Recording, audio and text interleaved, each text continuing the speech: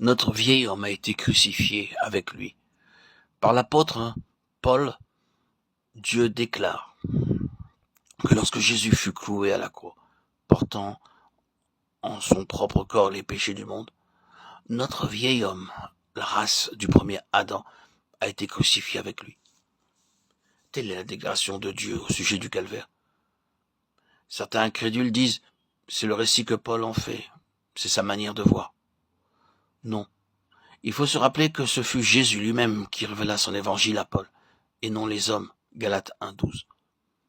Christ expliqua lui-même sa croix à Paul, lui montrant que la race déchue, la vieille création, fut aussi clouée sur la croix, et qu'elle y mourut avec lui. Voilà quel est le secret de la victoire sur le péché. Ce n'est pas vous qui vous séparez du péché. C'est en saisissant votre position dans la mort de Christ et en consentant à être greffé avec lui, vous comptant vous-même mort au péché, que le Saint-Esprit opère cette séparation du péché et qu'il vous amène à réaliser, en fait, cette œuvre de délivrance qui en résulte. Le Saint-Esprit ne manque jamais de rendre témoignage à l'œuvre du calvaire, du moment où, en toute sincérité de cœur, vous désirez être délivré de la puissance du péché. Il n'y a pas un péché fût-il le plus grand qui ne puisse disparaître de vous et vous laisser libre. S'il est mort, il est mort une seule fois pour le péché. Mais maintenant qu'il est vivant, il est vivant pour Dieu. Mettez-vous aussi bien dans l'esprit que vous êtes mort. Romains 6, 10, 11. Votre part est de vous considérer comme mort, même si vous ne le comprenez pas, de vous compter non seulement pour mort, mais de vivre dans l'instant présent comme mort au péché. Et cela de par votre choix, votre propre volonté, alors que le péché ne règne donc plus. C'est le seul moyen d'avoir la victoire sur Satan, car c'est par le péché volontaire ou inconscient qu'il nous tient. Et ce n'est qu'en saisissant cette vérité révélée dans Romains 6 que nous serons libérés. Quand le diable nous attaquera, nous tentera, ou que nous sentirons le besoin d'être délivrés d'un péché quelconque, répondons-lui triomphalement sur cette base de ma mort personnelle avec Christ. Je suis maintenant mort à ce péché, et il n'y aura pas sur moi. À ce moment-là, le Saint-Esprit vous applique la puissance de la mort de Christ, auront les liens avec le péché, et vous perdez même le désir de pécher. Dieu soit béni. La victoire est gagnée par la mort, car celui qui est mort est affranchi du péché. L'abîme de la mort est entre vous et le péché, et même entre vous et le tentateur, tant que vous demeurez dans cette attitude de mort.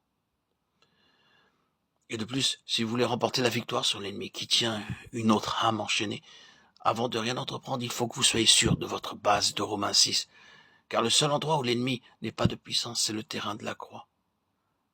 Cachez-vous en la mort du Seigneur Jésus, et au nom de Jésus, levez-vous aujourd'hui, et que le péché ne règne donc plus. Prenez cette position, mettez-vous bien dans l'esprit que vous êtes mort au péché.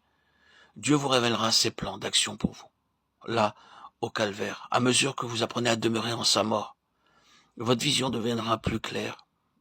Les nuages qui obscurcissaient votre vue s'effaceront et vous commencerez à voir que sur la croix, notre Sauveur, le vainqueur, a dépouillé les principautés et les puissances qu'il a publiquement exposées en spectacle, triomphant d'elles sur la croix, pour vous. Colossiens 2,15. Lorsqu'en esprit vous vous assirez ensuite avec lui dans les lieux célestes, vous chanterez le cantique de Moïse et de l'agneau, et vous verrez que vous triompherez de la bête. Apocalypse 15, 2, 3. Vous lirez l'Apocalypse comme jamais vous ne l'avez lu avant, et vous comprendrez que c'est un livre de guerre et un livre de victoire. Puis vous verrez que le Sauveur, ressuscité en gloire, a employé un appel vibrant à son Église. À celui qui vaincra, dit-il, venez, montez. À celui qui vaincra, je lui donnerai à manger de l'arbre de la vie, même s'il habite où Satan a son trône. À celui qui vaincra, je lui donnerai puissance sur les nations. Parce que tu as gardé ma parole et que tu n'as pas renoncé à mon nom. À celui qui vaincra, je le ferai asseoir avec moi sur mon trône, comme j'ai vaincu et me suis assis. Et celui qui était assis sur le trône dit, voici, je vais faire toutes choses nouvelles. Apocalypse 21, 15. Celui qui vaincra héritera toutes choses.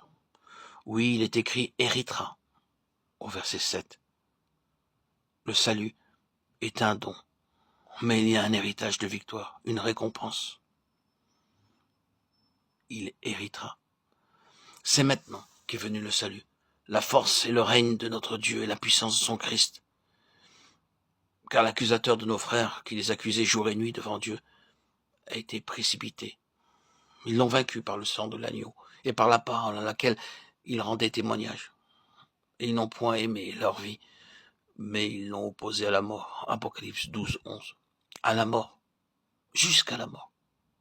Oui, la mort est le secret de vaincre par le sang et par la parole de notre témoignage. Que Dieu vous la donne à tous. Nous marchons en avant, en brûlant nos vaisseaux et en coupant les poings derrière nous, car nous ne pouvons plus regarder en arrière. Il faut marcher en avant, vers le prix, vers le but. C'est le Seigneur faire de vous un pionnier et que vous puissiez faire voir aux âmes la gloire du Seigneur ressuscité, la victoire sur l'ennemi et la victoire de sa mort. Vous frayez le chemin pour eux comme le Seigneur Jésus le fit pour vous. Suivre ses pas.